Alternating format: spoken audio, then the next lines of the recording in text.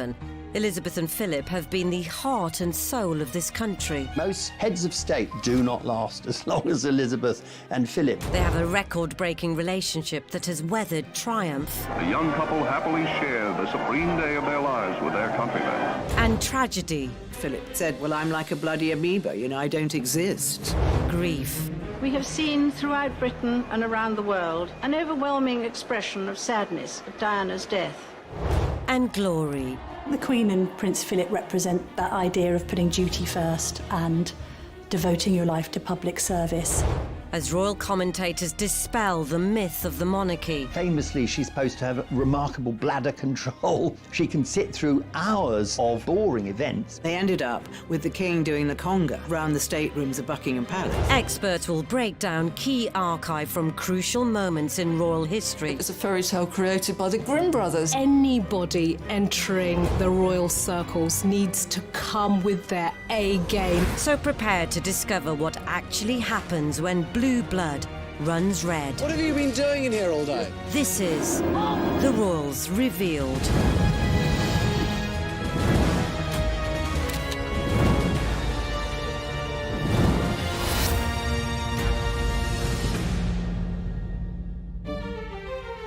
In this episode, it's revealed how the Queen and Prince Philip have stoically kept the monarchy going.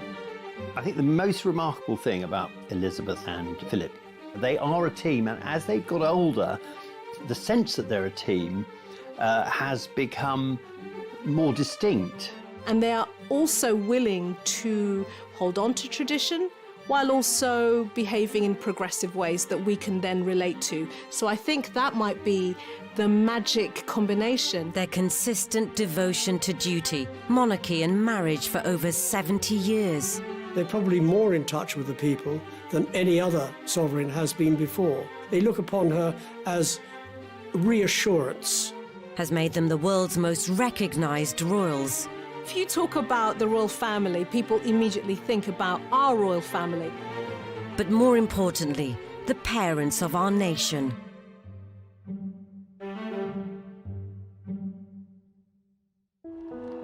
So how did this royal romance, a marriage that has crossed over 2 millennia, begin? Princess Elizabeth wrote a wonderful letter to a lady called Betty Shaw. She explained their meeting. She said, we could have met on several occasions, but the only time I really remember meeting him was when I went with my parents to Dartmouth Naval College. Since 1863, Dartmouth Naval College has been the training ground for the best the senior service can produce. Here, cadets and even future kings have literally learnt the ropes before graduating as officers for a life at sea. While Father was doing official duties on the passing out parade, Prince Philip was charged with looking after the princesses, and he showed them around the place. But perhaps this was not a chance meeting. Well, Dickie Mountbatten was a great kingmaker, and he loved to enable people to get together. So what he obviously thought, what my nephew needs is a wonderful, rich, titled wife. Well, I mean, you couldn't get better than Princess Elizabeth. I think this photograph of Elizabeth meeting Philip for the first time, Elizabeth was only 13, and that's very much the age when a lot of girls have crushes. And to be given this 13-year-old girl to sort of go off and play with for the rest of the day, you can almost see in his body language a kind of that slight exhaustion that an 18-year-old boy would have. Oh no, it was just the worst of all options. But they hit it off. I mean, it's a bit of an old chestnut that Philip impressed Elizabeth because he could jump over a tennis net. The young but confident princess knew what she wanted and was determined to marry Philip. I think the decision of the relationship was all Princess Elizabeth. She's the one that fell in love with Philip. She's the one that decided, this is the only man in my life.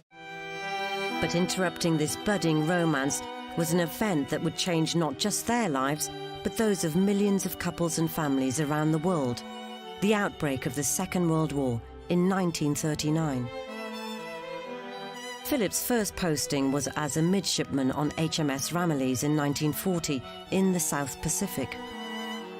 He served with distinction during the Second World War, firstly in the European theatre and then in the Far Eastern theatre. He was mentioned in dispatches.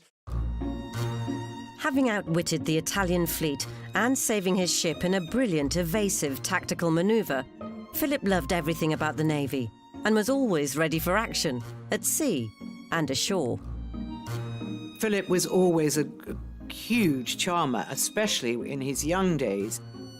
Women fell over him because he was so handsome, and he was the most beautiful dancer I have seen. And he and the Queen had dancing in common. They're both absolutely fantastic dancers. And to this day, they still love to dance. Philip was certainly a ladies' man. I mean, to some extent, he led a sort of double life, you know. He was one of the lads while he was in the Navy. And then, you know, on leave, he would have behaved in a much more circumspect way, a much more dignified way, a way, you know, that would have fitted his role as a prince. Away for months at a time, Philip maintained the relationship by writing letters. So when he did get a bit of brief shore leave back in Blighty, Philip would be invited to stay at Windsor Castle. In 1943, Prince Philip spent Christmas at Windsor Castle, and Philip's head was then turned by the young Princess Elizabeth. With the war over and Philip finally back in Britain in 1946, he was desperate to get their relationship back on track, but there were problems. George VI was very protective to his two daughters. I think he felt that Elizabeth needed to be older, partly because Philip he had a reputation for being a bit of a lad. If he were to marry Elizabeth, he had to do it properly. He had to do it in the traditional way. The sacrifice Philip had to make to marry Princess Elizabeth was to renounce his titles. He was no longer being able to call himself a Prince of Greece and a Prince of Denmark. It made it very obvious that Philip was prepared to do whatever was necessary to make himself acceptable to the royal family and to the British public in general. On Wednesday, the 9th of July, 1947, the official announcement was finally made, with the marriage at Westminster Abbey 4 months later, on the 20th of November. This was to be the beginning of a very eventful partnership spanning over 70 years.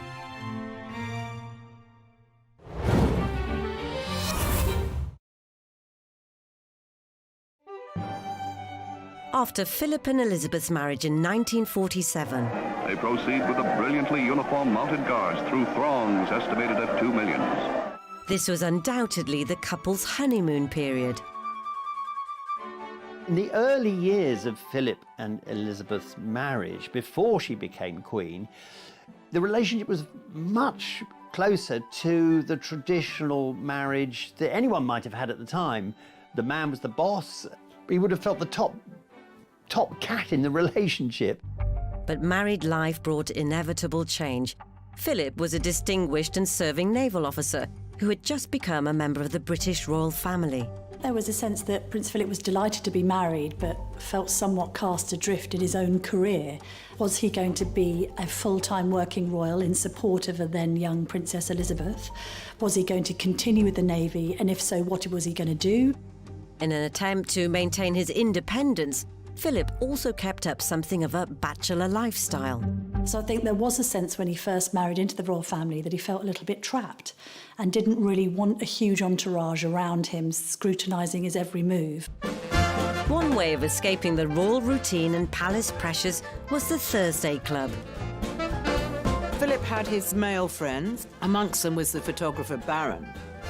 And Barron introduced Philip to something called the Thursday Club. When people got to hear about the Thursday Club, they imagined it was some sort of place where the men got very drunk and then went off with all kinds of women, which actually wasn't the case. There was a lot of sort of male laughter and drinking, but there wasn't womanizing. It was all hijinks, but essentially harmless. Elizabeth even referred to the Thursday Club as Philip's funny friends, but seems to have accepted he was a man of his time and background, just as she was of hers. Philip himself said she's incredibly tolerant and understanding. When they were first married, he was allowed to go and do his thing because otherwise it would have been very difficult for him, always playing second fiddle to Elizabeth and being this person in the background without not really having a role.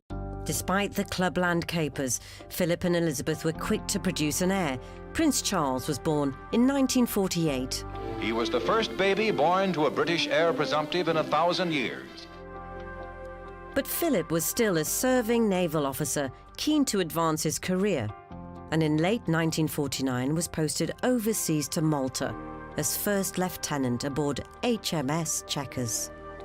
Probably the happiest time was when Philip was posted to Malta, and Elizabeth spent months there. She did. Well, these weren't flying visits. She really enjoyed it. It was an exotic location. Because you forget being queen in waiting, being a member of the royal family, there are a lot of constraints. And when you live abroad, some of those constraints either disappear or they change. Philip took work seriously, making his new ship, HMS Magpie, one of the finest in the fleet. But the best times were when the couple were together, or at least nearby. When Prince Philip was at sea, the Queen used to stay on HMS Surprise, and the couple, newly married and still full of a sense of excitement, used to signal to each other from ship to ship. There was a famous signal, I think, from Surprise to Magpie, saying that the princess was full of beans, and the prince replied, "Couldn't she have something different for breakfast?" But whilst the young, loving couple were having fun in the sun, there was trouble on the horizon. The ever-deteriorating health of Elizabeth's father, King George VI. George VI, like his father, was a heavy smoker. He was very ill from the late 1940s, had to have one lung removed or part of it removed. I think it was generally accepted his health was so poor that he would not survive that much longer. And he was aware at the same time of just how young Elizabeth was and what an enormous burden she would suddenly have to cope with. On the 31st of January 1951, heir apparent, Elizabeth and her husband Philip took over her father's royal responsibilities by flying out to Nairobi, Kenya for the opening leg of a Commonwealth tour. So they arrived in Nairobi, they spent a couple of days there, and then they drove out to their fishing lodge, Sangwa Lodge. And from there they went to a viewing platform called Treetops. Elizabeth had been talking to the game warden about how her father had actually told her that he was able to lift a gun and that he'd been out shooting. And she was full of happiness, thinking, this is wonderful, Papa's been out shooting, he's getting better. And then this terrible news came in. At 2:45 p.m. local time, already 11:45 in London, and already over 4 hours after the King's death, Philip was informed of this life-changing and tragic news. It was devastating. When Lord Charteris told Prince Philip that the King had died, I think there was a moment where he lay back on a hammock and put a newspaper over his face, I think, just to give himself 5 minutes to think not only how to break this news to his wife, but also probably to contemplate what the future lay for them both at that very moment. But he immediately knew what he had to do. So he went and woke Elizabeth, and he walked her down to the river at the bottom of the garden. And he walked up and down and up and down. And we have all this detail because, Pamela Mountbatten, who was the lady in waiting, she was watching. That they were watching, and they knew that Philip was telling her. And then they came back into the lodge, and Pamela Mountbatten was about to put her arms round the now Queen, but she suddenly realised she was Queen, so she dropped into a curtsy. Meanwhile in London, Operation Hyde Park Corner, the official plans for the King's death, were in full swing. The nation was in mourning and seemed to have lost all direction. There was going to be a lot of pressure on the young Queen preparing to fly back from Africa. So unexpected was King George VI's death that the Queen was completely unprepared as far as her wardrobe was concerned. So when her plane landed at Nairobi airport, she did have to transfer to another plane wearing the summer floral dress that she'd been wearing all day on safari. She felt that it would be inappropriate to be seen wearing effectively quite a whimsical outfit. And Mike Parker went out and asked the photographers that they would respectfully refrain from taking any photographs. And I think it's very moving that they put down their cameras and they just stood with their heads bowed. The pilot of the plane who flew Elizabeth and Philip back from Kenya found it extraordinary that she insisted on standing in the cockpit. She was leaning over from behind, watching the controls, watching the runway coming towards them, doing this dangerous thing to steel herself for the shock, the fact that she was now queen, that the whole of the country would be in mourning for her father. And so if she could do this, perhaps what was coming next wouldn't be quite so difficult. When the flight eventually landed back at London Airport, the Queen stepped out first, this tiny figure in her mourning clothes, and Prince Philip stayed back, and he came down the aeroplane steps behind her, 2 steps behind, which was something he was going to be for the rest of his life. For the career-minded and ambitious naval officer Philip, it must have felt like he'd been cast adrift. I think it very quickly dawned on Philip that things would never be the same again. Here you have a man who is very masculine. He had his own identity. He is a red-blooded male, particularly if you think about the social context and the times. Finding yourself in the supporting role as a man would have been very, very difficult to swallow. And I think he stepped up and understood that, he had to make compromises. And actually, I think what he made was sacrifices to play that role. To bless the Royal Princess Elizabeth II with long and happy years to reign over us. Whilst the young Queen Elizabeth was surrounded by courtiers and politicians advising her how to do her new job, Prince Philip was left high and dry in his new role as consort. The role of consort, effectively, is the supporting act to whoever is head of state. And that person is effectively a +1 who is operating in support of their partner. And that effectively means putting a lot of your own ambitions on hold or cancelling them altogether. In Prince Philip's case, of course, effectively having to end his own naval career in support of the Queen. Philip needed advice about how to behave as a consort, and the only available mentor was Prince Bernhard, 15 years in the job as consort to Queen Juliana of the Netherlands, and helpfully, a distant cousin of the Queen. And he gave Philip some very wise advice, basically saying, look, whatever you do, it's going to be wrong. And whatever you do, you're going to be criticised. And whatever you do, it isn't going to be the right thing. And people will be very envious of you and they'll be wanting to, to find out anything that you might do wrong. So he said, what you've got to do, old boy, is you've got to have skin like a rhinoceros for this game, and then you'll survive.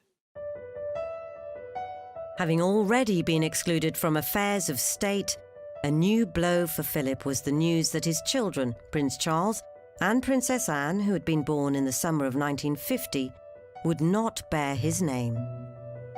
Philip was extremely anxious that his own children should bear his own name, and that was Philip Mountbatten. But the Mountbatten name sounded too Germanic. So the Queen thought, well, what about changing the name? And Prince Philip thought, well, let's change the name. But the government of the day didn't like that either. Then the Queen thought, well, maybe we could have Mountbatten Windsor. But no, that wasn't acceptable either at this stage. So in the end, they were just called Windsor. And this upset Philip hugely, because he famously said, well, I'm like a bloody amoeba, I don't exist.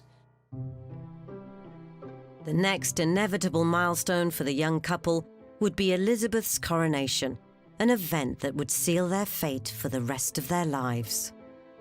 Philip felt completely left out now. He felt that there was no place for him in this massive thing that was happening around and for his wife. And he was made the chair of the Coronation Commission. And in fact, actually, he did one thing in that role for which historians have always been immensely grateful. He was the person who came up with the idea, and there was a lot of opposition to this, that the coronation should be filmed, it should be televised. He was very, very keen on getting the monarchy into the 20th century, albeit in 1953 it was the middle of the 20th century, and he was very much for it, and he persuaded the Queen to go along with it, and she agreed. Which is why we now have footage of one of the most important coronations of the last century, given that it's led to this record-breaking reign by Elizabeth. After years of war and austerity, the nation's hopes were pinned on the young Queen Elizabeth and her dashing consort, Prince Philip. This, the greatest of all royal couples, began the tough task of carving out solid roles for themselves and making their mark on history.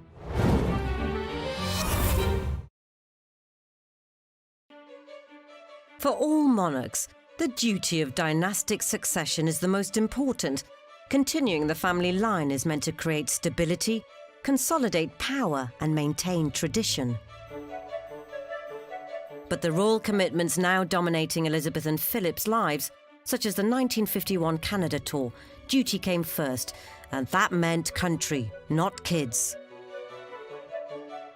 There was a bit of consternation at the notion of the Queen and Prince Philip going away on tours that lasted month on end. This idea that the Queen and Prince Philip were quite unfeeling as parents, I think, permeated. In the early years, Philip was juggling a naval career with desire for a bachelor lifestyle and royal duties. The demands of fatherhood further complicated things, and he treated his children very differently. I think Princess Anne was always regarded as a bit of a daddy's girl, very much having the same temperament as her father, the same interests. Prince Philip famously saying that if it didn't fart or eat hay, then Anne wasn't interested. I think Prince Charles, by his own admission, had difficult relationships with both of his parents. I think he found his mother, the Queen, lacking in emotion at times, and his father to be a little unsympathetic. But Philip still played an important, even defining role in their upbringing, especially when it came to decisions about their education. Philip had had a very tough childhood, and it made him a very tough man. And when he came to time to be a parent, I don't think he was the sort of parent who believed in mollycoddling his children, and especially his sons. And I think myself that Charles suffered very badly as a result. And I think when he was a baby and then a toddler and a young boy, I think Philip felt that he needed to be toughened up. The Queen acquiesced, as she usually did with Prince Philip on matters of the children. She let him handle it because she was so busy being Queen. A man, if you like, who's been stripped of multiple roles to become the Queen's consort, effectively emasculated in a lot of ways. But then to step into the role of taking charge of your children's education is an incredibly powerful role, because what you're doing there is shaping their future. Charles initially was educated sort of on the nursery floor and then ended up going to school where he had quite a miserable time, and subsequently ended up at Gordonston, where he had an equally miserable time, describing it as coldits in kilts. Anne, on the other hand, was homeschooled and then insisted that she should be sent to school. She didn't want to be educated on the nursery floor, and she ended up going to Benenden and enjoying it, but wasn't particularly academic. Things were very different for Andrew and Edward. On the 19th of February 1960, 12 years after Philip and Elizabeth were married, Andrew was born. He was the first child to be born to a reigning monarch in over a century. By the time that Prince Andrew was born in 1960, the Queen knew exactly what she was doing, and Andrew enjoyed a far more hands-on relationship with his mum. Andrew was shielded from the press. There weren't even any official baby snaps as the proud new dad took them all himself. I do think that there is something about the eldest child being treated one particular way and then the next child, and then you get the opportunity to be more hands-on with your younger two. They're going to have a different version of you as mum. That is going to change the dynamics of those relationships and how they behave. Having been on the throne for 8 years, Elizabeth was used to the job and had more time for Andrew, having him for whole mornings playing on the floor whilst she worked at her desk. Philip seemed to find fatherhood more enjoyable too. He even occasionally looked after Andrew, but was easily distracted, giving Andrew the opportunity to make mischief. The Queen's head coachman at the time told me a wonderful story about Prince Andrew making a horrible nuisance of himself down at the Mews in Windsor. And he would go round there and he'd sort of kick the horses' feet and, tweak them to make them do something, and then watch the reaction of the grooms and things. And he was being such a pest one day that they picked him up by his sort of shoulder and the seat of his pants, and they threw him on the dung heap. So he was a very naughty little boy, but he wasn't a nasty little boy. He was just a typical boy. Elizabeth had always wanted 4 children, and on the 10th of March 1964, Edward was born. There are several ways of looking at where the Queen was when Edward was born. Here you've got a woman who is now a working mum. She's juggling several roles. She has a diary that states that she wants to fit in bath and bedtime with Edward. This is her opportunity now to be more connected and bonded with her youngest child. Maybe this is the time that she wanted to give that attention and love and acknowledgement that children need that connection. So you've got a working mum who's juggling. Way ahead of her time. Whilst the Queen was embracing change and adapting to new parenting trends, rumours persisted that family man Philip was also very much a ladies' man. I think the rumours about Philip's infidelities have persisted because there are so many of these that it's very difficult to believe that he has always been whiter than white. Prince Philip has always liked glamorous ladies. He's never made any pretense that he doesn't. That he's always had an eye for the best-looking girl in the room. Philip has always liked to flirt and make suggestive remarks, and apparently the Queen is always the first to make jokes about his flirtatious nature. And ultimately, whatever the rumours, they're still together. Philip is the sort of person who window shops, but he doesn't buy. There's only been one man in the Queen's life, and that's been Prince Philip. They adore each other as much today, 72 years on, as they did when they first met. 25 years after their marriage, in November 1972, Elizabeth and Philip celebrated their silver wedding anniversary at the Guildhall in London. She mentions the fact that you have to work at a relationship, that marriages don't just happen. They're created, they develop, they change over time. And it's almost as if she's acknowledging that Philip, for all the difficulties of being the consort and being 2 steps behind always and not the most important player, she's acknowledging that Philip was able to do it. Philip stuck with it. He may have wandered and strayed now and then, but he was still there. Although the institution of marriage and a solid family image might be working for Philip and Elizabeth, unfortunately, it soon wouldn't be for the rest of the family. Well, family's everything to the royals, really. I mean, it's a family, but it's also a firm with major and minor shareholders. And what's interesting is that the institution survives beyond family crises, and there have been many over the years. And the Queen has even had to take evasive action against her own beloved children in a bid to protect the institution. The first cloud on the horizon for our first family was in 1987, when Prince Edward announced his decision to drop out of his Royal Marine training after just 4 months. When Edward made his momentous decision to leave the Marines, the one person that was actually very supportive of him was his father. Prince Edward is said to have coped well with the physical side of things here. After the initial shock, the training apparently was no more of a problem for him than for anyone else. If the reports are true, it was the long-term prospect which caused him to reconsider his future with the Marines. The Queen took the news with icy displeasure, and the Queen Mother saw it as a dereliction of duty. But Edward's father's reaction was surprising. Well, I think everybody thinks that Prince Philip is this very hard and difficult man, which indeed he can be, but he's also very sensitive, and he has a very warm relationship with his youngest son. He's always been there for him, perhaps in a way that the Queen's always been there for Andrew.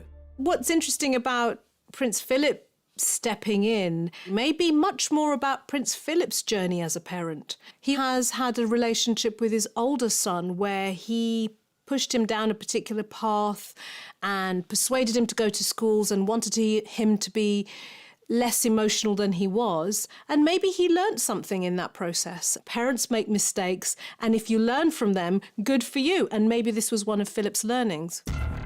But Edward's shocking decision was nothing compared to the scandalous year of 1992. Not only did Princess Anne divorce Captain Mark Phillips, but the Duchess of York was about to put her foot in it. Literally. Fergie had been caught topless, having her toe sucked by her financial advisor, Johnny Bryan, in the south of France while Andrew was away. Pretty unfortunate story. And she was going into breakfast, and she was stopped from going into breakfast by a private secretary, suggesting what was actually in the pages of the newspapers, in the tabloids, that it might be a good idea if Fergie went back to London rather than staying at Balmoral, which she did, and she went back pretty quickly. The family were aware of all the pictures. They weren't going to raise it with her. It was left to the private secretary. But yes, I think she was deeply embarrassed by that, that she didn't just let the family down, but she let herself down and her husband down as well. During the same period, someone else receiving unwanted press scrutiny was Princess Diana. When Diana was in her most difficult stage, which was probably during the period, you know, when the marriage was really going wrong, and it was what we called the War of the Waleses. Diana was doing terrible damage to the institution of the monarchy, which is what Prince Philip had given up his whole life to support. And it was just the endless headlines. A divorce, however painful, was inevitable. But after its announcement, things just got worse.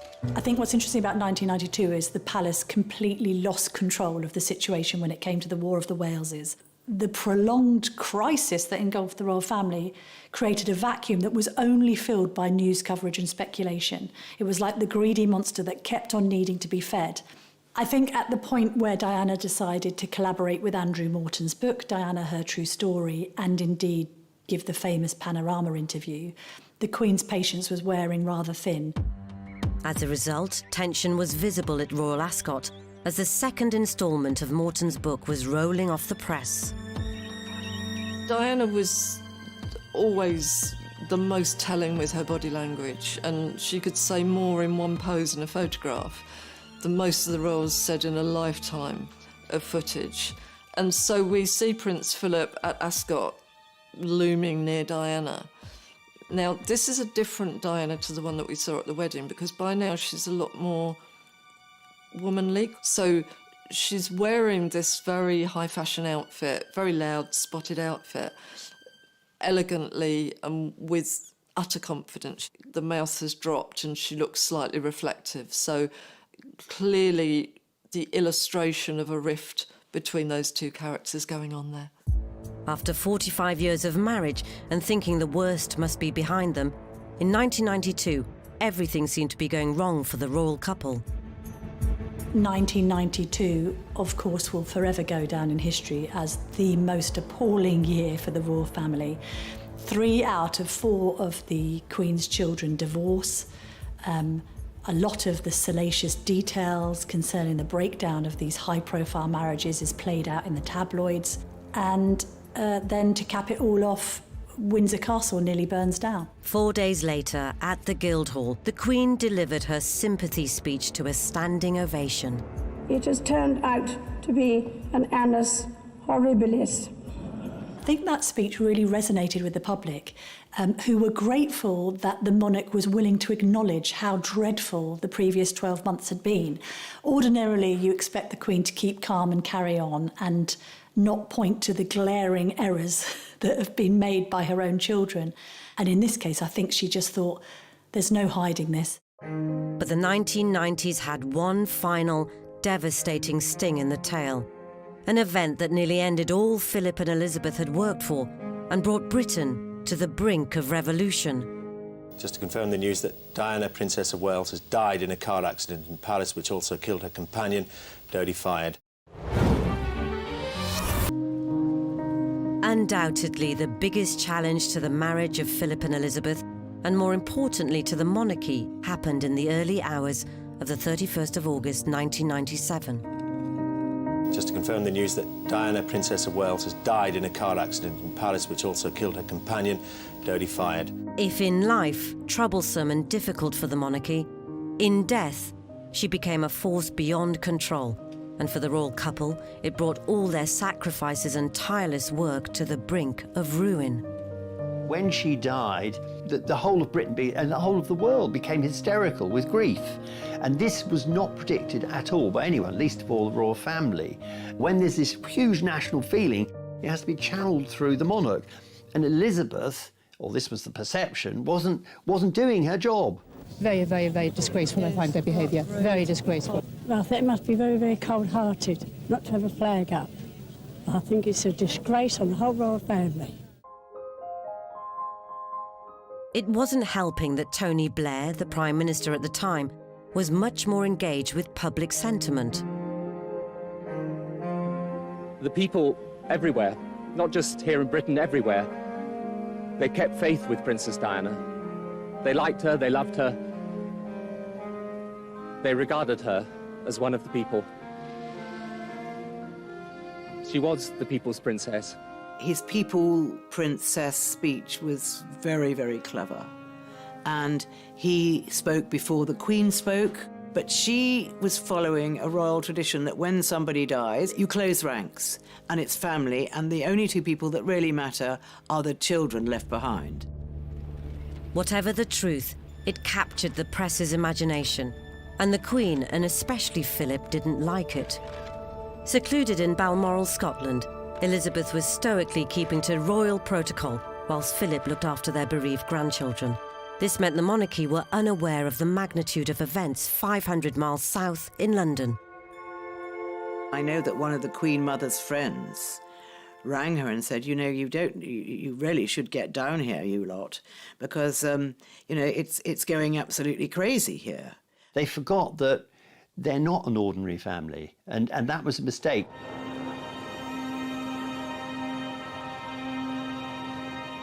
When they finally returned to London, the Queen was shocked. And she was actually quite nervous because there was a very bad feeling, almost of revolution, which I've never felt before or since, and I don't suppose the Queen has either. She stayed stoic. She was almost unflinching in that situation, and that shows a remarkable capability in terms of self-control. But all Elizabeth's stoicism was put to the test the following day, in a rare address to the nation. First, I want to pay tribute to Diana myself. What you can see that is unique in my experience in the Queen's body language, she does 10 lip licks. I share in your determination to cherish her memory. This can be read again in different ways. Often when people get a burst of adrenaline, when they get nervous, when they get anxious, when they get fearful, the mouth dries, and that would definitely have caused a necessity of licking the lips. I may be seeing it as fear, maybe a little bit of anxiety, and I'm going to make a blend. I think it might also be tinged with a little bit of annoyance that she's having to do it anyway. Although the Queen's public address was criticised as being too little too late, her and Philip's presence back in London and at the funeral proved enough for public sympathy. We all know what it's like to suffer a loss and a pain, and to see the monarch doing the same back, you feel much, much closer to her. So at that point, to see her in that state, I think a lot of people probably wanted to put their arms around her. Philip also had a hand in maintaining the threatened monarchy. He was absolutely devastated for his grandsons, extremely close to both boys. It was he who was instrumental in persuading them, rightly or wrongly, to walk behind Diana's coffin, simply by saying that he would be there to support them. Diana's death was possibly the first time in the Queen's reign when the country did not come first. The point was, both Grandma and Grandfather did their best in their own way to support those princes at the time. And it was an unprecedented moment. It was an abject tragedy, and they dealt with it in their own way. The Queen said afterwards that lessons had to be learned from Diana's death. Slowly they have been.